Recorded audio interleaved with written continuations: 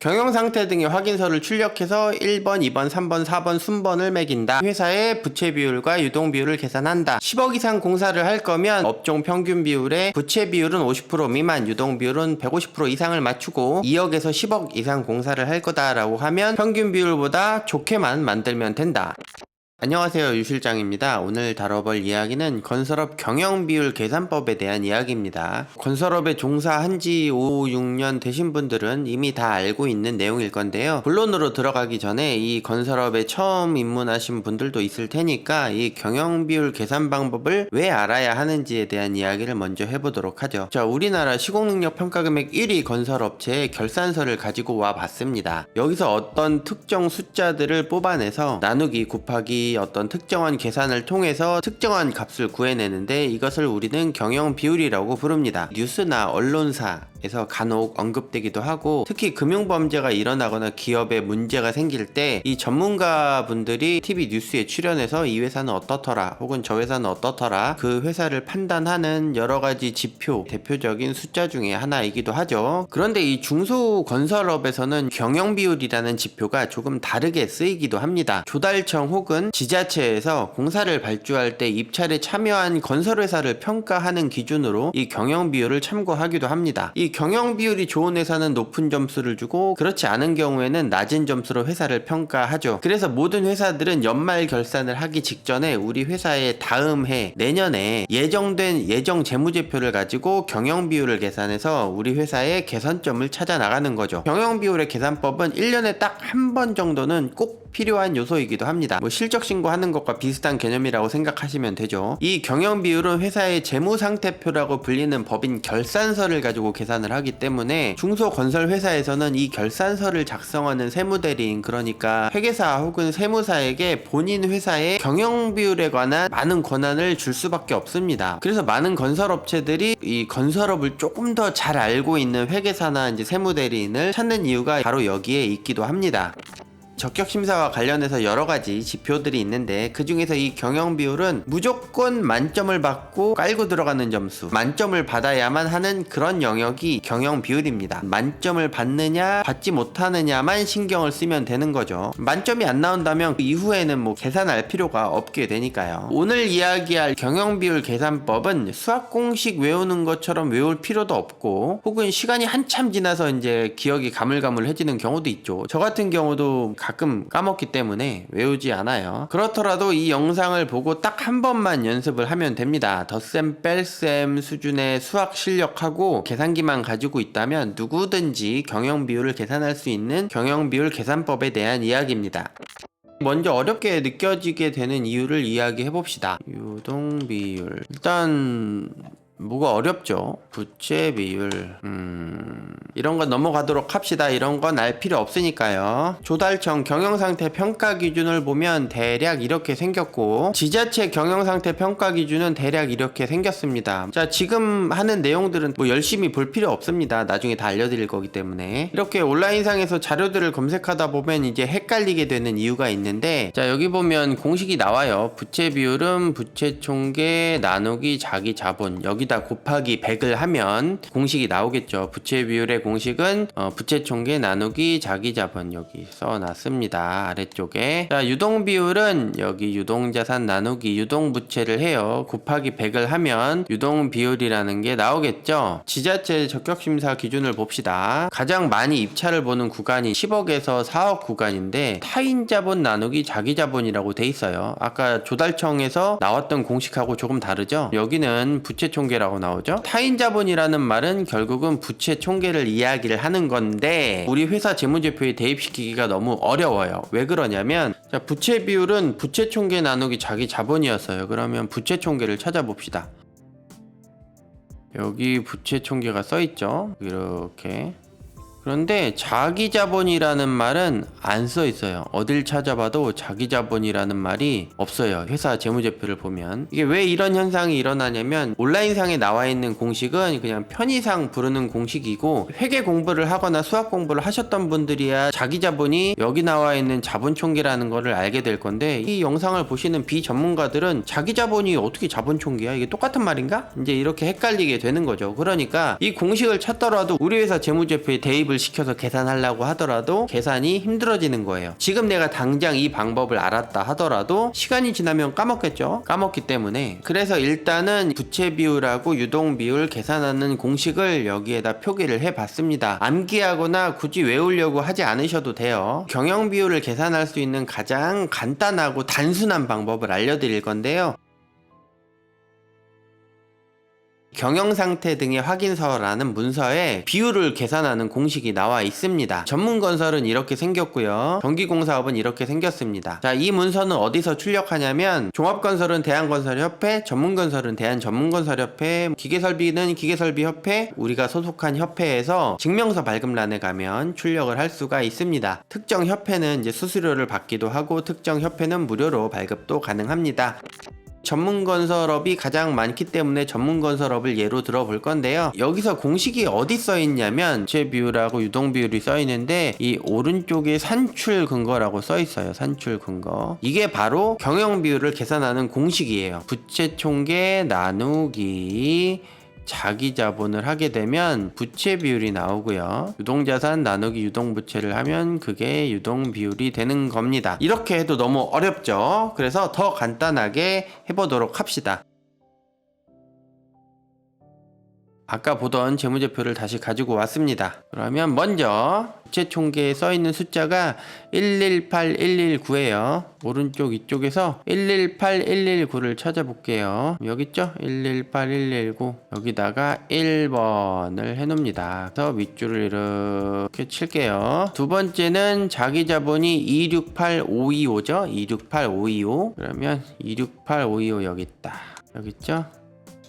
2번 이렇게 밑줄을 칠게요. 유동자산을 3번이라고 할게요. 181602 18160가 어딨냐. 아 여기 있다. 여기 있네요. 18160가 여기 있죠. 이게 3번. 그 다음에 밑줄 쫙. 그 다음 유동부채 48119 48119를 찾아봅시다. 여기 있네요. 48119 이게 4번이에요. 밑줄을 쫙 긋게요. 자, 재무제표는 오른쪽에 있는 이쪽이 현재 재무제표를 얘기하는 거고 이게 내년에 바뀔 재무제표, 예상 재무제표가 되겠죠. 가정을 하고 이야기를 풀어나가 봅시다. 118119는 작년 거니까 100427-539 이게 올해 이제 우리 회사의 1번이 되겠죠. 1번 나누기 2번 여기서 1 나누기 2를 한 게 부채 비율이 나오니까 100427 나누기 2번 164246 곱하기 100을 하면 우리 회사의 내년 부채 비율이 나오는 거예요. 61.14가 나오죠. 내년 경영 비율은 61.14%가 되는 거고 유동 비율을 계산해 볼까요? 유동 비율은 3번 나누기 4번이었으니까 3번 올해 거는 60513이니까 60513 392 나누기 아까 4번 나누기 525 870 곱하기 100 하면 1157.93 1157.93이 우리 회사의 내년의 경영 비율이 되는 거예요. 우리 회사의 내년 부채 비율은 61% 유동 비율은 1157%가 나오겠구나 라고 예상할 수가 있는 거죠. 자, 첫 번째로 경영 상태 등의 확인서를 이용해서 우리가 무슨 부채 총계 자본 총계 이런 거 생각하지 말고 그냥 1 2 3 4 이렇게 표시를 해두고 1 나누기 2 곱하기 100은 부채 비율 3 나누기 4 곱하기 100은 유동 비율 이렇게 단순하게 계산해서 우리 회사의 부채 비율과 유동 비율을 구해낼 수 있습니다. 두 번째로 우리 회사의 경영 비율을 계산한 이 숫자가 어느 정도의 숫자인지를 알아야 되겠죠. 어떤 기준을 찾아야 합니다. 자, 종합건설 같은 경우는 대한건설협회 오시면 여기 자료실에 보면 평균 비율이라고 있어요. 이걸 클릭해보면 이렇게 나와 있죠. 부채 비율이 111%, 유동 비율이 148%예요. 우리 회사가 만약에 종합건설이라고 가정을 하게 되면 부채 비율이라는 건 낮으면 낮을수록 좋고 유동 비율이라는 건 높으면 높을수록 좋기 때문에 평균 비율이 111인데 우리 회사는 61%다. 그럼 우리 회사는 좋은 거네요. 그 다음 유동 비율은 평균 비율이 148% 158%인데 우리 회사가 1157%니까 우리 회사가 훨씬 좋은 거예요. 우리 회사가 전문건설인 경우에는 자, 전문건설 홈페이지에 들어갑니다. 여기 아래쪽에 보면 전문건설업 업종별 경영상태 평균 비율표라는 게 나와 있죠. 우리 회사의 기준이 되는 경영 비율이 나와 있습니다. 우리 회사가 만약에 조경식재나 시설물이었다, 요것을 적용하면 되겠네요. 88%, 128%를 적용하면 되겠죠. 88보다 우리 회사는 61%니까 더 낮아서 우리 회사가 더 좋은 거죠. 유동비율의 경우에는 평균 비율이 128%인데 우리 회사는 1157%니까 우리 회사가 훨씬 더 좋네요. 자, 그런데 만약에 우리 회사가 집안조성 포장이었다라고 하면 평균 비율이 58%인데 우리 회사가 61%니까 우리 회사가 안 좋은 게 되는 거네요. 그리고 유동비율은 211%가 평균 비율인데 우리 회사가 1157이니까 유동비율은 좋습니다. 우리 회사가 조경식재나 시설물이었으면 이 전국 평균 비율보다 훨씬 더 좋은 거지만 우리 회사가 집안조성 포장이면 우리 회사는 부채 비율이 평균 비율에 조금 못 미치는 상태가 되는 거예요. 여기서 하나 더, 이게 얼마나 더 좋아야만 우리 회사가 만점을 받는 거냐라는 기준이 하나가 더 남았죠. 그래서 다시 조달청 적격심사 평가기준 표를 보도록 하겠습니다. 여기에는 규칙이 있어요. 우리는 지금 만점 받는 것을 계산할 거기 때문에 다른 것에 대해서 신경을 쓰지 맙시다. 100억 미만 50억 이상인 경우에 만점을 받기 위해서는 부채 비율은 50% 미만이 되어야 되고 유동 비율은 150% 이상이 되어야 합니다. 50억 미만 10억 이상인 경우에는 A공사니까 부채 비율이 50% 미만, 유동 비율이 150% 이상. 3억에서 10억 사이인 경우에는 100%, 3억에서 2억인 경우에는 100%예요. 정리를 하자면 조달청의 경우에는 10억에서 100억 사이의 공사를 수주할 때는 부채 비율이 50% 미만이 되어야 하고 유동 비율은 평균 비율의 150% 이상을 유지해야 된다는 거죠. 2억에서 10억 사이의 공사의 경우에는 부채 비율과 유동 비율이 평균 비율보다만 좋으면 되는 거예요. 그러면 지자체 공사로 가보죠.